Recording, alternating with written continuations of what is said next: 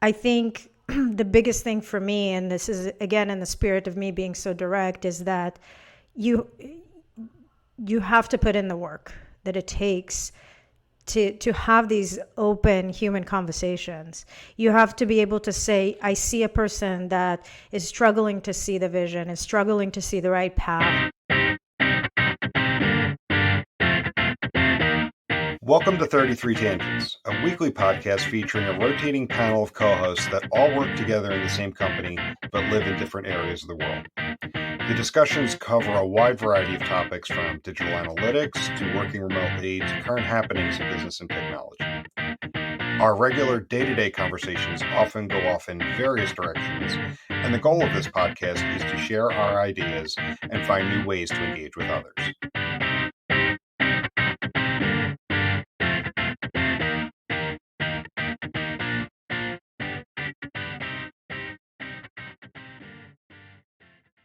All right, we're gonna do this. We are. So the end of another week.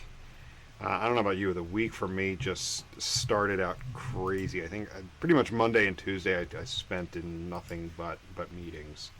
So I was basically fending off any other time so I can just get stuff done for the rest of the week. But it turned out ultimately to be a productive week. That's good. My day yesterday was crazy, and I think I'm still recovering. So I'm glad for a little podcast rejuvenation time. Yep.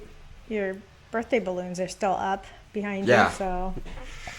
Well, How some many of them. months I think has it been? Has it been a that's month yet? like- No. I think that's a little less than half are still up. Nice. So it's You- been 18 it's days, been 17 like days? 18 days, 18 days, yeah. You got to keep us updated, the progress. Because when you posted that one picture yesterday, all I could think of was Highlander. There could be only one. It's almost like the balloons need their own webcam now, so everyone can watch them and see which one Which ends ones up are, being like- the one. We'll live stream it on our YouTube channel. Yeah, It's fun there you because some go. of them are going to come down halfway and kind of float. Yeah, in the middle of the yesterday room. Kinda it's gone creepy. now. Yesterday it was a green one, and it was about yay high, a little over my head, just kind of halfway floating in the room, and then this morning it had come all the way down. So the rest of these look pretty strong. I don't know. So we had balloons here, and some of them had gone down from the ceiling, but they've started crawling up the stairs. And one of them made it into my room just because of the airflow in the house, and people walking back and forth. And so one time I walked into my room and it was like a balloon just floating midway through. It was really creepy. I was like, whoa, what the hell? So, That's awesome. Yeah, it's pretty creepy when they start moving around. Some kind of Pennywise stuff going on in there. So, Yeah. speaking of movies, Oh, yeah.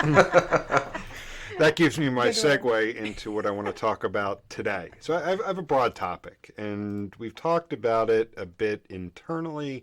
It's a reference you both like to use, and you've been using it since the day I got here. So I wanted to talk about it and really dig into it. So one of the phrases that we use internally is "be the wolf," which is a reference to Winston Wolfe in Pulp Fiction, who's played by Harvey Keitel. So what does it actually mean to be the wolf, in your opinion? Like, when you say that, what do you mean? Like, what kind of characteristics are you looking for? And how did that reference originate?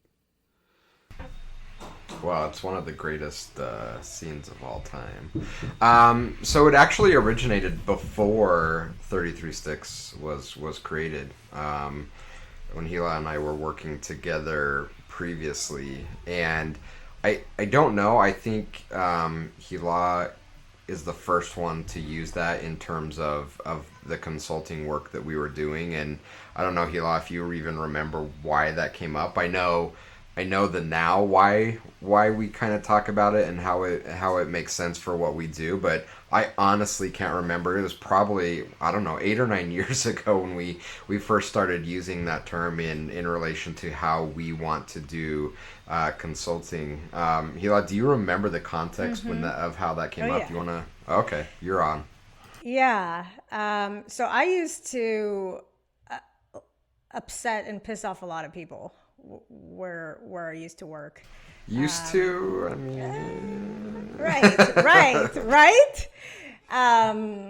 Because I was trying to do something awesome. I was trying to make a difference. I was trying to make an impact where I was, and some places were not for me, to speak in, but I felt very passionate about the difference that I can make and the inefficiencies that I was seeing.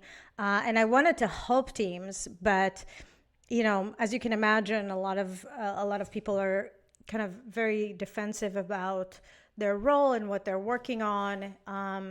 So it was really difficult. And but for me, it worked. It worked for me to speak up to what I thought was right and what could be beneficial to the company that I was trying to help. And that kind of, even though in some cases there was a lot of pushback, and maybe I would say I even ended up leaving some places or getting let go or whatever. I think that for me it was more meaningful that I connected with the right people, and the right people that understood what where the value was, and what the difference that we were trying to make, what we were trying to accomplish, the solutions we were going after. Those people that it resonated with were the right people to talk to. So, in Pulp Fiction, they are in a scenario where they have a car full of blood, and they bring in this guy to basically help them figure out the steps to clean it up and not get in trouble, right? And so, it's kind of resonated with us too, that, being able to walk into a scenario and not really be concerned with how it's going to be perceived and, what kind of pushback we're going to get. We are here to help, and we are kind of laser focused on the solutions that are going to be most productive, and everybody else can kind of either align, and the dynamics could be great for people to work together, or or not. But I think that's something that helped us kind of continue being laser focused on outcomes, and not worry too much about, what are people going to say or think, or, are they not going to like what we're doing? Is that a good description? It is, and it's actually one of the things that first attracted me to Hila, is that she was the wolf before she realized she was the wolf. And we worked together back at a company called Spark Networks, and my very first day on the job, very first day. Do you remember, Hila? Yeah. Do you? Of course. Yes. Hila got all up in my business. Yeah, and I wrote him an email. Yeah, I wish I still had it. A huge long email before he even before he even started. It's my first day. It was probably his first thing in the inbox, but I was like, I heard you coming over here. You're coming over from Omniture. I need this data. This is what we're going to do. We're going to be best friends. So here's everything you need to know about me. And here's the data we need. Boom. We're friends now. So let's get to business. So I was really excited. And it was some kind of intro. That's for sure. That is awesome. but no, it's kind of, we've really molded the way that we work and do business after the way that Hila operates, and kind of that wolf mentality, and that scene in Pulp Fiction just perfectly embraces it, and it's a great visual for how we work. And as Hila mentioned, sometimes that doesn't go over great with people. It's a very in your face kind of approach sometimes, but for the people that truly appreciate the help and understand that we're coming from a place where our desire is to help you out of a predicament, or help you become better, or help get you promoted, or whatever it is, and that sometimes that's difficult, and we have to make really quick decisions, and we have to be focused on what we're trying to accomplish. And I can't remember the words that the wolf uses, but he's something like, if I'm curt or if I speak fast, it's only because time is of the essence. That's how we approach things. And for the people that we've attracted and the companies that we've attracted, it's worked really, really well. And I think it's a balance of kind of some of the softer stuff that we've helped make them feel comfortable, that we truly care about them as people. And then when the wolf needs to come out, the wolf comes out, so that we can, when time is of the essence, take care of things that truly need to be taken care of. And honestly, it's been, at least from my experience, and I've been at multiple 3 or 4 different consultancies in my career. And oftentimes consultants are put in a very, very awkward situation where they almost have to be buddy and friends with their clients. And when that doesn't come from a place of authenticity, it's really difficult to be the wolf. And not to say that we aren't friends, because I think we've developed some very deep, meaningful relationships with the people we work with, but we've done it from a place of authenticity. So when we do need to be firm, when the wolf does need to come out, it's much more receptive. And I would say that in the context of what we do with our clients and the work we our interaction with some of the folks on the client side, is that being the wolf, and it doesn't always mean being aggressive or assertive, but it's being focused on the outcome and the solutions that we know are correct, and or we know that they expect from the dynamics. And so I would say that those are the moments and those are the interactions that work the best.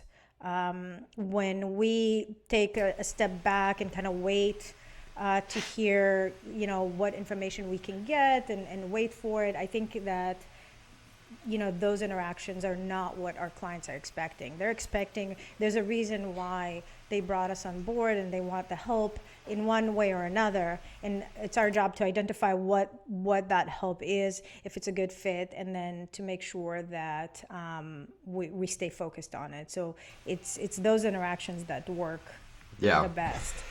No, that's a great point. And you're right. It's not always in your face. It's not always kind of firm and direct, but it is a focused, and I think that's the key word. It's a focused outlook, ensuring that we're working on the things that are most important. And for me, I think another key term of being the wolf is authenticity.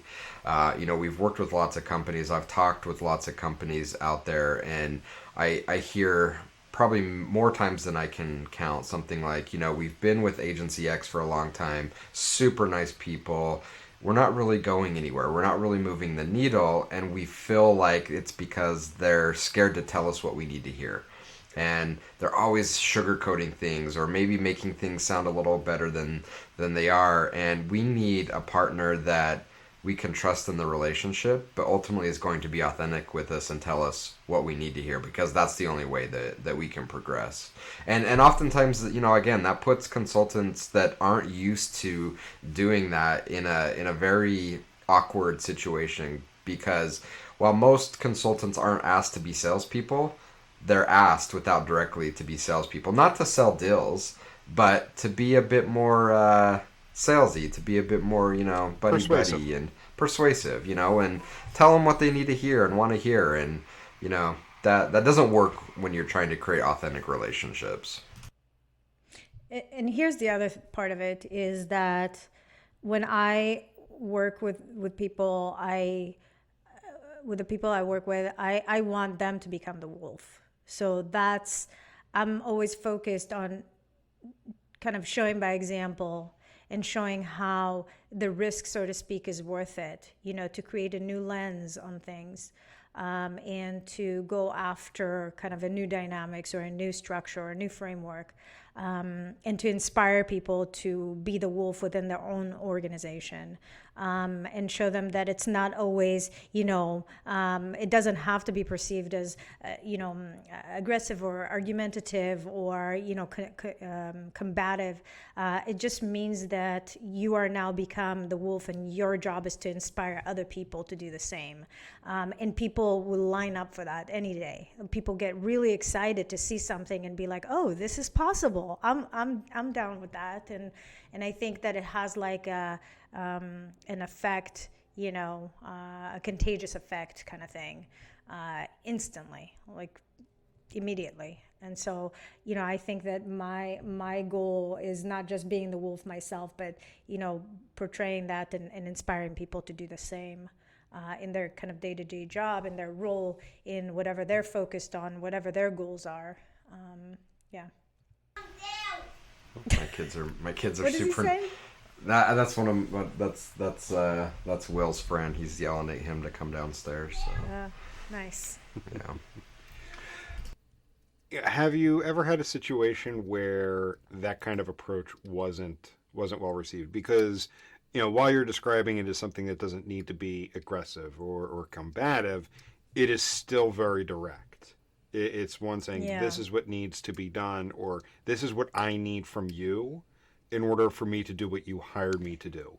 Have you ever had a situation where a client didn't appreciate that direct approach, that honest communication?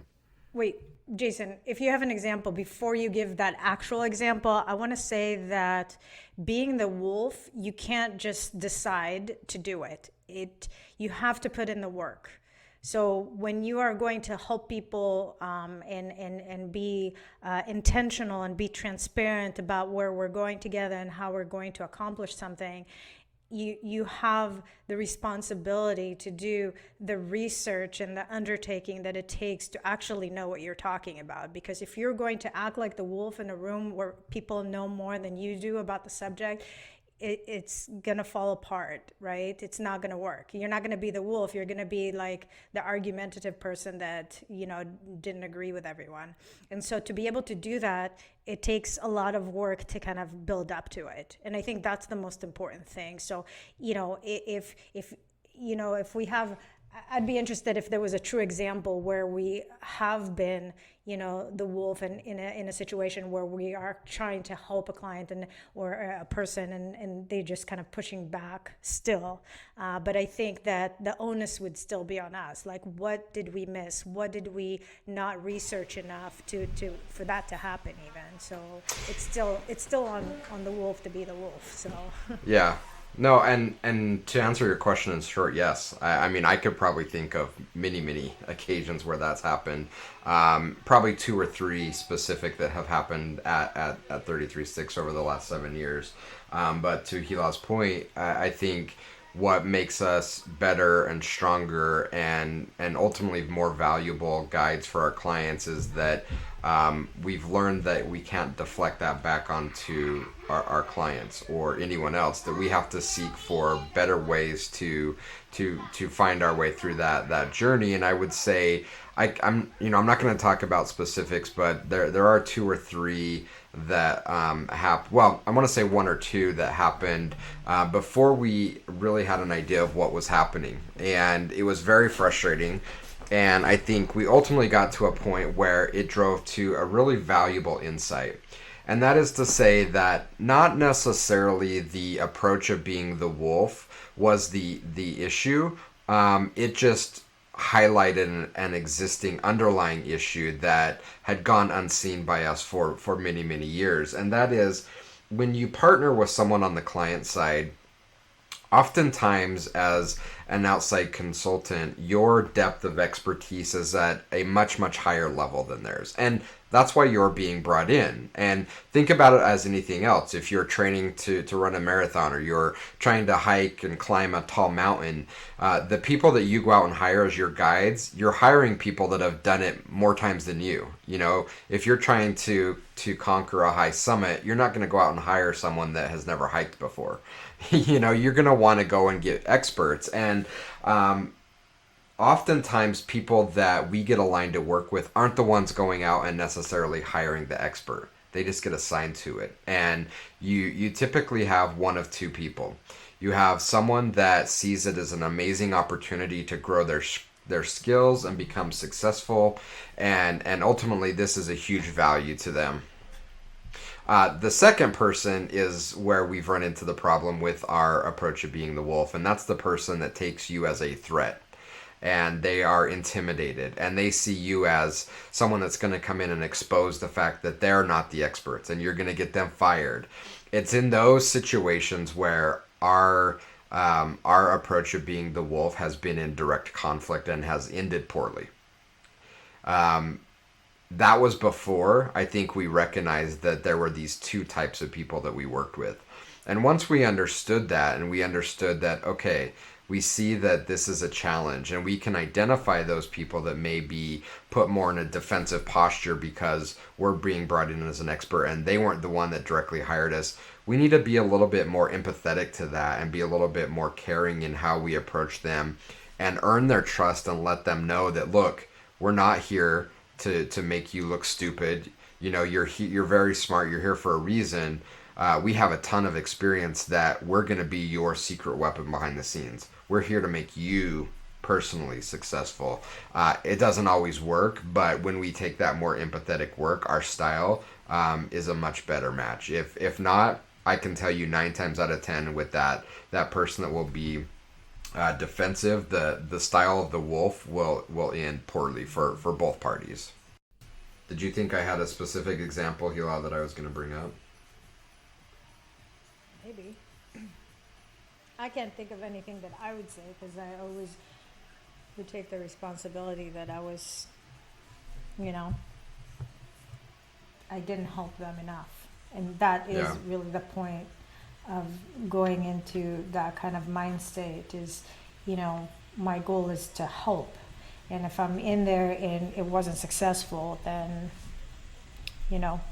that's on me. Yeah. So. But and again, I think the big learning from it is that as fun as it would be and great as it would be for us to just take the approach of Winston Wolfe and go in there, it's like, look, if our help isn't appreciated, best of luck. Although, I have been known to do that. I've heard some of your sales emails when negotiation doesn't go well. Yeah, and I think that disconnect is fine. It means that we may have done the right thing, but the person is just too resistant to the help, and they believe that the help is not even needed. And so that's when we have to step back because, best of luck. It's not a rude thing. It's just, if you don't need the help, then that's fine. Yeah. And it's fine. Sometimes it is a better situation for everyone. Correct. And it's something that Hila and I agreed upon very early is that our goal wasn't to help everybody. Our goal wasn't to partner with everybody. We simply can't. Our goal is to work with the right people, the people that align with our style.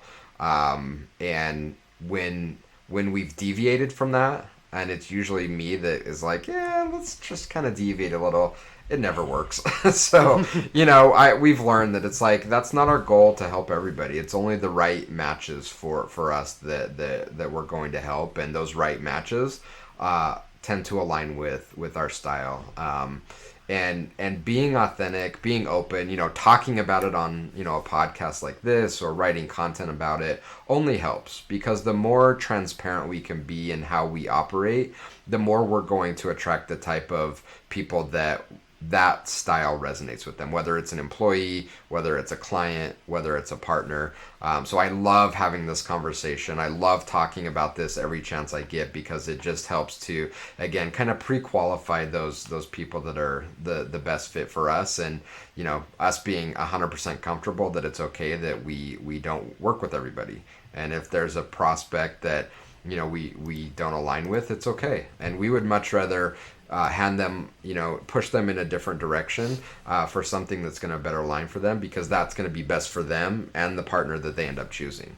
So we've always taken that approach, and I've been known for sending some best of luck emails where sometimes I have to be a little bit more up in people's face about it, but my goal is the same. I'm not doing it out of a place of trying to kind of stick it to them. I'm doing it out of a place that I care about them and say, look, you're not going to do well with us. You need to go in a different direction, and best of luck with that. I truly want you to be successful, but it's not going to be with us. Mm-hmm. So for those clients that have embraced this style of working together, because I think we've alluded to it that not everyone's going to appreciate or want it, but those that have, what are some of the benefits that you believe they've seen, both tangible and non-tangible? So I mean, right off the bat is just that we've made them successful. You know, number one as a company, but more importantly as individuals, where you know where that has aligned, we've worked to make individuals successful. You know, and whether that's helping shine a spotlight on the work they were already doing, or helping provide them with a new set of skills and value within their company, that's very measurable to see, and that's something that is really easy for us to measure. I'd say intangible, or maybe a little more difficult to measure, is that this style, I think, has hopefully ultimately made people happier and feel better about what they're doing, and that their jobs have more meaning. You know, we've heard from lots of people we work with at our clients that this is just a different way of working, and it's almost like they're a bit addicted to it, right? Like they need this as part of their day because it just makes it better and more meaningful, and it makes them happier, better employees. And in contrast to the actual scene in Pulp Fiction, where it feels very sharp interaction between the characters, where he's like, well, you know, you got to get it done, and if you don't want it, best of luck. In fact, when we approach it this way, it becomes more human. So the people we work with, it's an open conversation, and it's a real conversation about what we're doing together, and there's no kind of like masking to the situation because of the title I have, because of the role I have, because of what my boss is expecting, because of a superficial deadline. It's an open conversation about, really, you know, is it a real deadline? Is it a real urgency? Are we looking at the right information or data or whatever it is of the project? So I think that the interesting thing I've seen is that people realize that it becomes a more human interaction. They're not dealing with an agency, they're not dealing with email responses, they are dealing with people that they can turn to and ask real questions. So I think that's kind of the benefit, that becomes kind of, the guards come down and becomes a lot better interaction. Agreed. Sorry, I made Jim laugh with my hair. Yeah. It was quite the look. On. You That should was a good look. you should keep it going forward. Yeah. Awesome. So let me turn the tables back on you, Jim. I knew as, this was as far. So Well, you know, Jim, you've worked in services in other companies, and they may or may not have had the same approach that we've had. So, two questions back to you. You know, how do you compare and contrast this style to maybe previous styles that you've worked under in other agencies? And then number two, have we ever asked, or have you ever put yourself into the position of a wolf while at 33 Sticks, and what was that like? What was the feedback? How did the client take that? Yeah, I mean, I've worked under many different styles. I mean, as you were asking the question, one came back immediately where it was like they had to win the business at all cost, and it was keep the client happy at all cost. So delivering bad news was never easy because you didn't want to show the potential of making a mistake.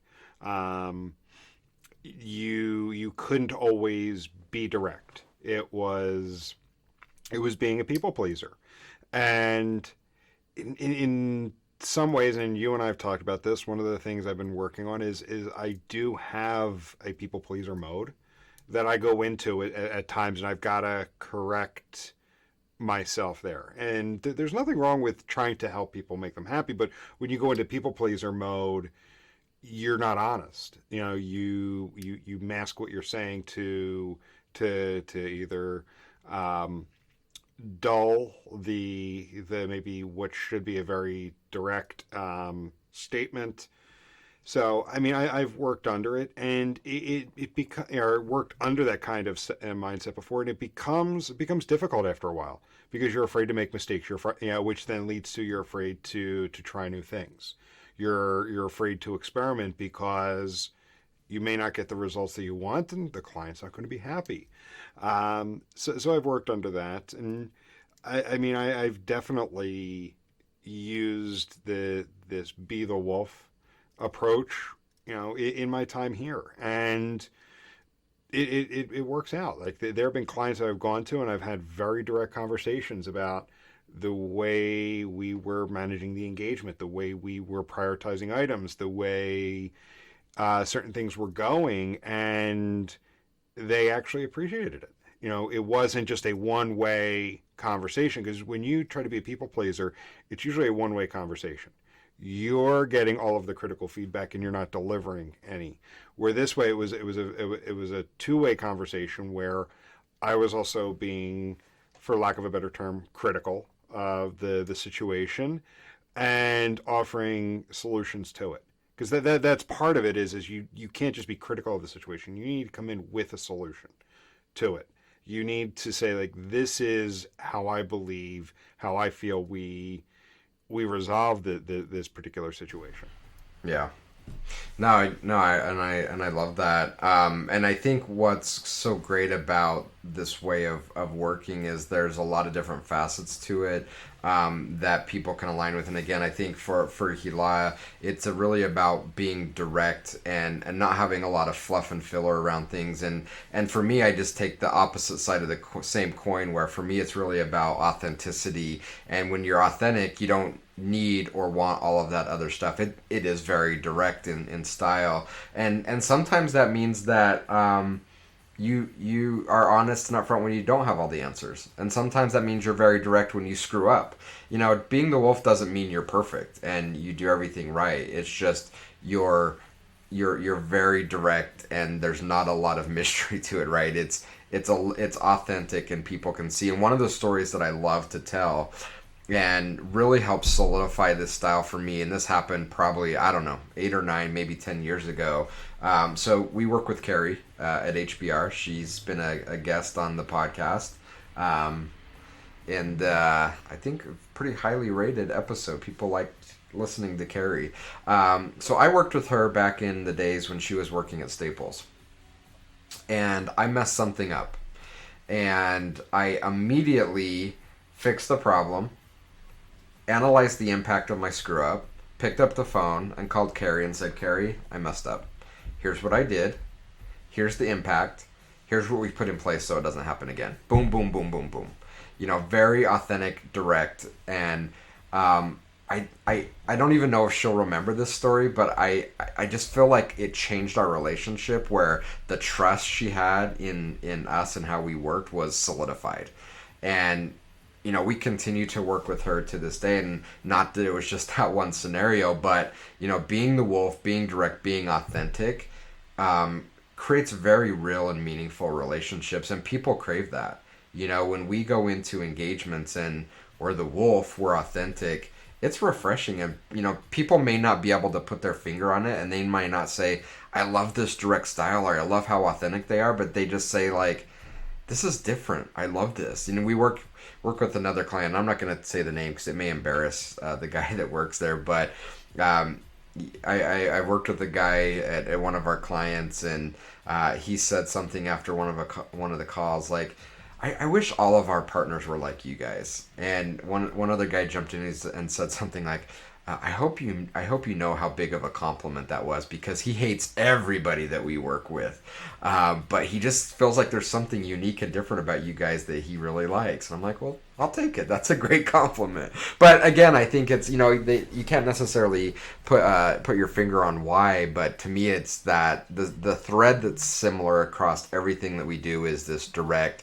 authentic style. And at least with the people that we connect with, our employees, our partners, our clients, they love it. They crave it. It's something that they don't get a lot in the business world, because the business world for most people is a pretty inauthentic place. Yeah, I mean, you bring up the inauthenticity of it. It's people putting on a mask. Again, whether it's to please someone or to put on a show, because at the end of the day, it's not about helping people. It's not about doing the right thing. It's about winning a deal. It's about playing the game, right? And it's a very selfish, individual focused approach. And we've tried to flip that and say that it's about us, and this isn't a zero-sum game. You know, if one person goes up, another person doesn't have to go down. We can raise all of it, and where we take that approach, we can be successful together. And it's hard. I remember when you first started. I think you and I had several conversations where it's like, I'm gonna have to deprogram you. I'm gonna have to de-brainwash you, you know, because you had kind of been in this corporate, I gotta do things a different way, you know, mentality for a long time, and it just kept hitting me. I'm like, why is Jim doing this? This is crazy. This isn't what. But you know, you get so used to it and put up so many protectors that this is how I have to be successful in the business world, and I just don't see that that's the way it has to be. And you know, when you let go of that, the amazing thing is that you become much more successful. You also become much happier. The stress levels go down. Like, you don't have to keep up this appearance of somebody that you're not, just so you know you can succeed. Like, we're doing this together, and we're doing it in a very authentic way that, to me, is just so much less stressful than the alternative. Yeah, I worked in this one group at one point where a few of the people, they had to put up this, what's the word I want to use? This very Facade. strong Nachos? persona. Nachos? That's Persona. it. Very Nachos. strong persona where incredibly obnoxious, incredibly loud, and it's because they had to give the appearance that they knew everything. And if they perceived anybody as potentially knowing more or knowing something that they don't know, they had to get out in front of it and make sure everybody knew who the boss was. And I remember one day getting called into a meeting for the first time with one of them, and I was an analytics implementer at the time, had designed a solution for a client, and he came in and he's like, why the F doesn't it work this way? I effing want it to do this and that, you know, left and right, and screaming like, who are you? You know, who are you? Why am I being berated like this? And, you know, half the stuff, it was, he hadn't been involved in any of the initial conversation, so he didn't know what went into it. And it didn't do anything. He didn't do anything that he wanted it to do because he wasn't involved. And so then he had to show that he was the boss, and it was just like, I didn't like him from day one. I still don't like him today. Yeah, and to the one point, I threatened my boss. Like 2 years later, I said, I will quit if I ever have to work with him again. And it's unfortunate, right? Because the system has bred that mentality in so many people that, if, again, I have to put on this persona so that I can be successful, and it's a zero-sum game. I'm going to be successful, and Jim's going to be left in my wake. And I just don't buy into that narrative. I'm sure people will fight me on that, but I think we've proven that you can be successful, you can be happy by going together. And there's an African proverb that I think I've quoted before or used on some social posts, but it goes something like, if you want to go fast, go alone. If you want to go farther, go together. And that's really the approach that we've taken, in that, and we've been very upfront about, our goal isn't to go fast. You know, most startups, their goal is to go fast, and let's see how much we can burn. Our goal is to go far. You know, we can't go through a podcast without me mentioning Yvon Chouinard. But I'm a Yvon Chouinard disciple, and his philosophy is to go far, right? Like, it's to build something sustainable that goes very, very far, and far and fast are often in conflict with each other. And unfortunately, we've bred people that, you know, throw out the word fast, and, you know, it's like, if you want to be the most successful, go alone. It's just not, rarely is that true. So, you know, it leads to fast burnout. It may lead to a faster paycheck and promotion in the short term, but the long term, most times, that is a losing strategy, not just for the individual, but for the group as well. You made me think of something that I was thinking about last night as I was getting ready to go to bed. For some reason, the whole Silicon Valley culture jumped into my head. And if you think back to the 70s and 80s, while there was a fast pace, it was about building something. It was about creating something, or at least, and I don't know, maybe I'm looking at it from a romanticized perspective, but when I think of 70s and 80s Silicon Valley, I'm thinking of Microsoft, I'm thinking of Apple, I'm thinking of companies that are still here today. And I mean, there's so many others in there as well. Oracle's in there. Um, that being said, you compare that to today, the culture feels like this fast get in, build up a valuation on something, and then get out. Like get in, go public, or sell, and then get out. It's because all the Gen Xers and the older what's the next one down, the millennials. The millennials. We got crammed these damn infomercials in our head, the get rich quick schemes, like, you know, put ads in newspapers and be a millionaire. Like we got brainwashed that that's what life is that you try to earn as much money in the shortest amount of time, and that works for a very, very, very, very, very, very, very select few people, and it leaves a lot of people hurt and damaged and destroyed in that wake. And that's not to say that not a lot of amazing things have come out of that environment. It has, but I think there needs to be some very real balance, because it's just not in general a very sustainable model. Hila, you were itching to say something. Yeah, I was kind of going to offer a tips and tricks part of the podcast that, you know, how to make this happen. Because I think as I listen to you guys talking about being authentic and, you know, working together, I think everybody conceptually wants that, right? Nobody says, oh, I rather work alone, or I hate everyone. You know, I think people want to naturally work together and want things to work well.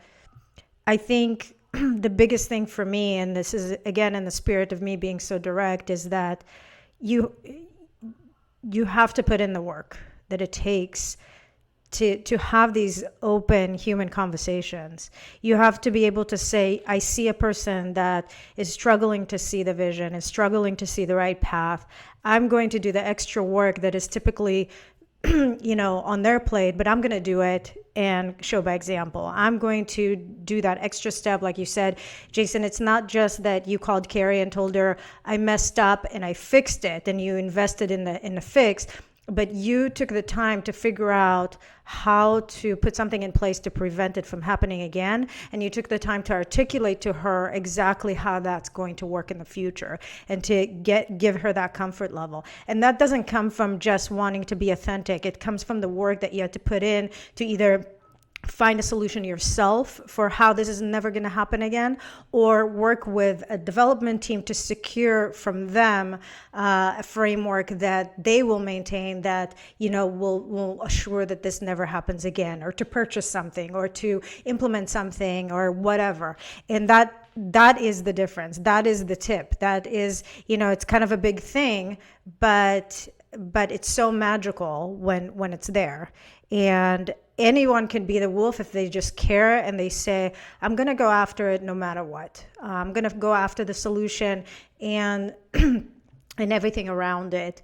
And then along the way, people are going to, you know, join me. And so I think the work here is really important. Aside for the desire of really wanting to be authentic and open, because it's really hard. You know, I see it's really hard in the corporate environment where you have responsibilities and deadlines and things like that to find the time to, you know, go outside of things and think in a different lens, but it's so worth it. It erases all the previous work that you thought you had. It becomes something new, so it's really magical. I don't know if I can add anything on top of that. That was very well said. But I will say, can we just take a minute and recognize how comfortable and in the flow Hila was with this podcast. It was awesome. In the past, I think she's been a little overly hard on herself, that she's been nervous for it. But every time she's on, the feedback we get from listeners is they love having her on and as a guest. And this time, like, it just flowed. So that was awesome. I also had a snack before the podcast. So maybe that's what what's was the happening here. snack? It was like these bell peppers and tahini. So That sounds it's a healthy delicious. snack. Well, next time you're on, please have the bell peppers and tahini. And we'd love to have you back anytime. Another episode. That was Kramer when he had the what was it? The set inside of his apartment. What was the set from? I love how everything has some Oh, sort wasn't of it the Merv Seinfeld Griffin reference. show? The Merv Griffin show. Yeah, and he's like hosting the show in his apartment. He's like, we'd love to have you back anytime. That's one of my all-time favorite episodes when he gets that whole set in his apartment. It's so great. Well, actually, I'm thinking we have a follow-up to this one because we focused a lot of time about being honest and authentic and real. A follow-up to this one being a timely episode around the whole thing with the 2017 Houston Astros and the cheating scandal and what Major League Baseball is embroiled in at the moment. So, taking the opposite tact is like, what happens when you try to cheat someone when you're not real. Because like my wife was asking me last night, she goes, didn't they think they would get caught? Why would they cheat? Why would they risk everything? I'm like, when you have millions of dollars on the line in bonuses and new contracts and whatnot, people will jeopardize their integrity. So this episode was all about being authentic and having integrity in what you do. So I think I have a follow-up episode that we're going to have Hila back on to talk about the opposite. Yeah, I think that would be awesome. And I think there's so many parallels because I think that same narrative holds true in the business world. There's so much money on the line, and the more money you put on the line, the easier it is for people to question their ideals and their morals. And, maybe we can have a whole episode talking about Out for Blood. I think Hila likes that documentary, and that goes down that path. Which as well. documentary is that? I don't think I've seen that one. Yeah, you have, Jim. It's the one Elizabeth Holmes. with Oh, Theranos. okay, the Theranos scandal. Because Yeah. I read You're John Kerry's fascinated book. with it. Of course, Yeah. you've seen it. You can't touch this. I'll have to go back and see because I've seen a couple of the documentaries. I can't remember if it was the Out for Blood one, but I did read John Kerry's book, which is amazing. I need to check that out. Yeah, he was the investigative reporter that broke the story, and he's the one who figured out what was going on, to the point where their lawyers were threatening him. Like they were trying to figure out, it's in the documentary. It's in the Out for Blood. It's in the documentary. Yeah, I'm gonna make sure that's the You one can I see watched. it. If not, I'm gonna watch it. But It's worth rewatching. It's just It's I'm an gonna amazing rewatch it. story. it's So something. good. Yeah, that's it. just- We're going to talk about cheating next time and what happens when you get caught, because you will get caught. Like, cheaters eventually get caught. I don't think she was thinking that she was tricking everyone. I think she was just truly delusional to a certain degree. But we can have probably a whole bunch of podcast episodes just about that. So Yeah. No, but we will. I'm going to withhold my thoughts until we record that. Let's go ahead and wrap up there. I appreciate the time from you this was both fun. today. Yeah, it was a good Yeah. one. I Yeah. liked it. All right. And if you guys don't want me back, best of luck, people. I'm here to Oh. help. So Ooh. I'm just kidding. Good All times. right. Cool. See All you right. guys. Thank you both. Catch you later. Laters. Bye. Bye.